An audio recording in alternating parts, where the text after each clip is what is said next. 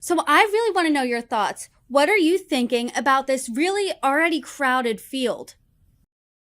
Well, I can tell you, the Republican Party loves competition, and just by dint of ideology and practice, they're getting a lot of that.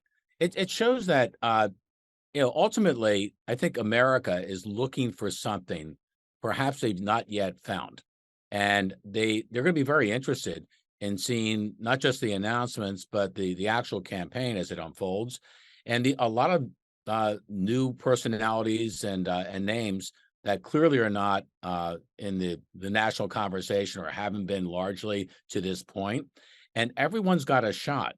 The interesting thing, Brittany, is I remember years ago when there was a debate where Herman Cain was one of, I think, 9 or 10 of the Republicans on stage, not known really by anybody. It was in South Carolina. And I'm watching this debate and next to my wife, Liz, and I said, "Are you hearing what I'm hearing? This guy is incredible."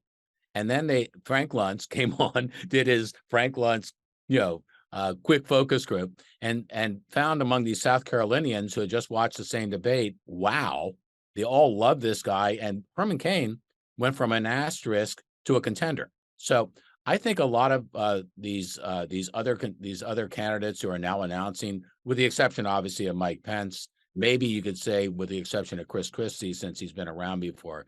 Um, Everyone thinks that if they just get an audition, they just have a shot, right?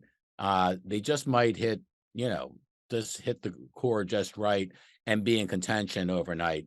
Um, but going in, we have a field that seems to be dominated by the former president and the would-be number one contender. Let's talk about that because, as you said, America, specifically the Republican Party, loves competition. And as of right now, it seems like the competition is divided into two categories: those who are viscerally against Trump. Most recently, Chris Christie, he said things like, if Donald Trump wins, quote, the reruns will be worse than the original show. He's point blank said Trump failed us. And then those who might be a little more muted in their criticisms of Trump. What do you think is the winning strategy here? Because Trump is by and far the front runner of this race as we sit here just a year and a half out. Well, already we're seeing things happening, Brittany, we've not seen before. When the news came out that there was an indictment emerging from New York, from the district attorney Bragg against the former president, we're thinking, uh-oh, he went up in the polls, right? When there was an announcement that there'd be perhaps further legal action coming from Georgia, perhaps from the 9/11, the January 6th commission, um, everyone was saying, "Oh my God, he went up in the polls." When he's attacked, he goes up in the polls. So this is against all logic, all playbooks, and all history. So we'll start there.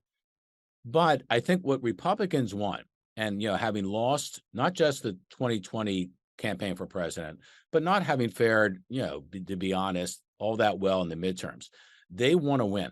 So they're looking for a conservative who can win. And you have Chris Christie trying to say, let me define conservative the way I see it.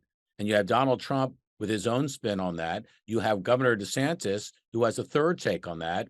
And with the 1,300 other candidates about to hit the stage, I'm sure we're going to hear that they're going to have a different look at that as well. But that's the fundamental proposition: who can actually win? And as a political operative for many years, we used to laugh when people said, "Well, is winnability a major factor in a vote for whatever fill in the blank office?"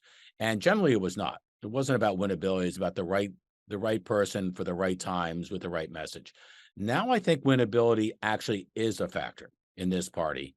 And that's where I think the former president is going to be, asked often, is he the one to carry the torch all the way through?